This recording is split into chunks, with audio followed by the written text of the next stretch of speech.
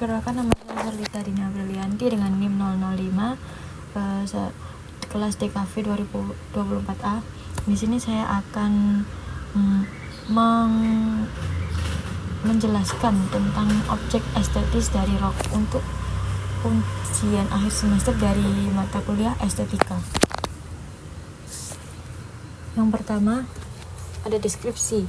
Rok adalah pakaian yang dikenakan mulai dari pinggang dan menjuntai ke bawah menutupi sebagian atau seluruh bagian kaki. Tidak seperti celana yang memiliki dua bagian untuk setiap kaki, rok merupakan sepotong kain tunggal yang melingkari tubuh bagian bawah. Rok hadir dalam beragam bentuk dan panjang, mulai dari mini yang hanya menutupi bagian atas paha, hingga rok panjang maxi atau floor legs yang menyentuh mata kaki atau lantai.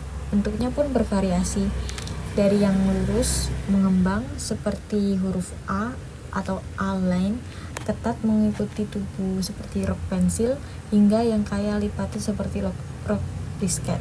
Bahan rok juga bisa sangat beragam, mulai dari katun, denim, chiffon, sutra, hingga kain tradisional seperti batik dan jongket. Desain rok seringkali mencerminkan nilai estetika, status sosial, bahkan norma budaya yang berlaku pada zamannya. Dalam banyak budaya, rok tidak hanya dikenakan oleh perempuan saja. Di Skotlandia ada kilt, sementara di Asia Tenggara dikenal sebagai sarung. Fungsi rok kini telah berkembang dari simbol formalitas, alat ekspresi gaya pribadi, hingga bagian penting dalam dunia fashion dan seni pertunjukan. Selanjutnya, sejarah rok. Rok ternyata sudah ada pada zaman prasejarah. Rok telah digunakan sejak zaman prasejarah sebagai cara paling sederhana untuk menutupi tubuh bagian bawah. Figurin dari budaya Vinca sekitar 5.700 sampai 4.500 sebelum Masehi di wilayah Balkan menunjukkan wanita mengenakan pakaian mirip rok. Di Armenia sendiri ditemukan rok anyaman dari jerami yang diperkirakan berusia 5.900 tahun di Gua Arseni I. Dalam peradaban kuno seperti Mesir dan Mesopotamia, rok dikenakan juga oleh pria dan wanita. Di Mesir, pria mengenakan shanty, rok yang dililitkan di pinggang.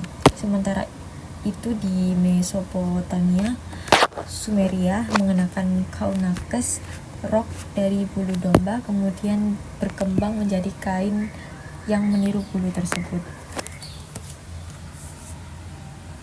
Di abad pertengahan sampai abad 18 sendiri, pada abad itu rok mulai dikaitkan dengan perempuan. Meskipun beberapa budaya tetap mempertahankan rok untuk pria seperti kilt di Skotlandia dan fustanella di Balkan, pada abad ke-18 rok menjadi simbol feminisme seiring dengan perubahan sosial dan politik, termasuk revolusi Prancis dan revolusi industri. Celana panjang mulai dianggap sebagai pakaian utama bagi pria, sementara rok menjadi identik dengan perempuan. Evolusi rok pada abad ke-20. Di tahun 1920-an, rok mulai lebih pendek dan ringan, mencerminkan semangat kebebasan dan emansipasi para perempuan.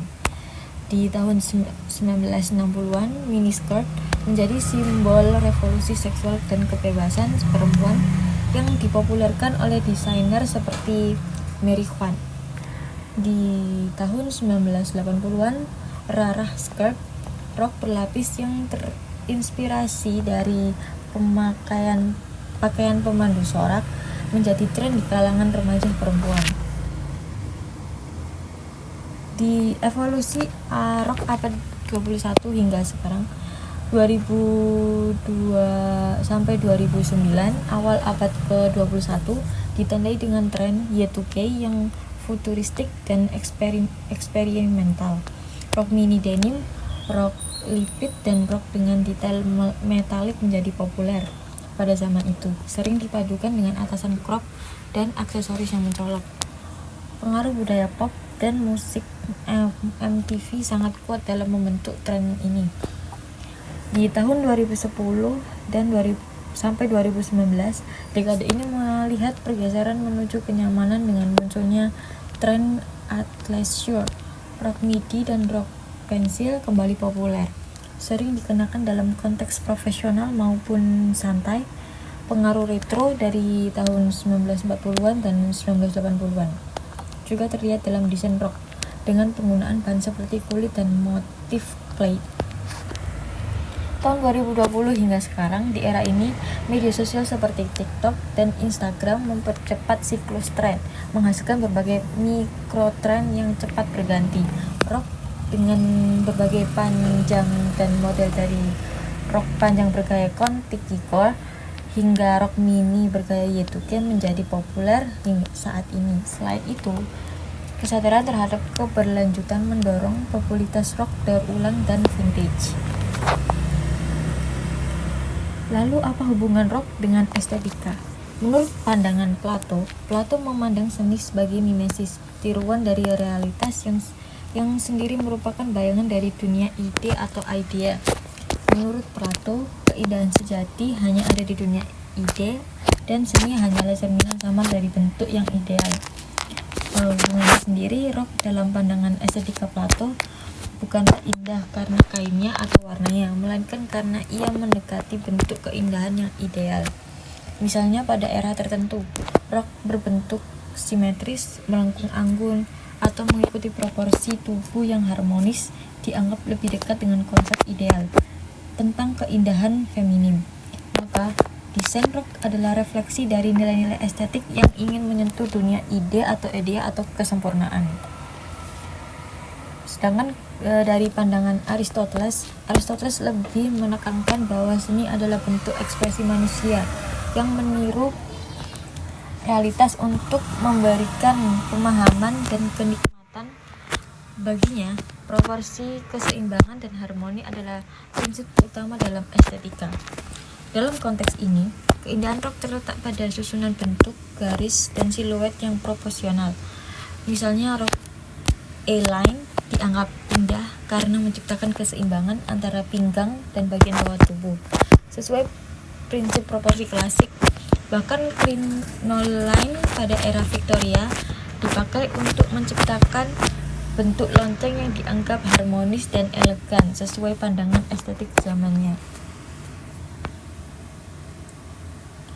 Sedangkan dalam pandangan Immanuel Kant memperkenalkan gagasan bahwa pengalaman estetis bersifat subjektif namun universal.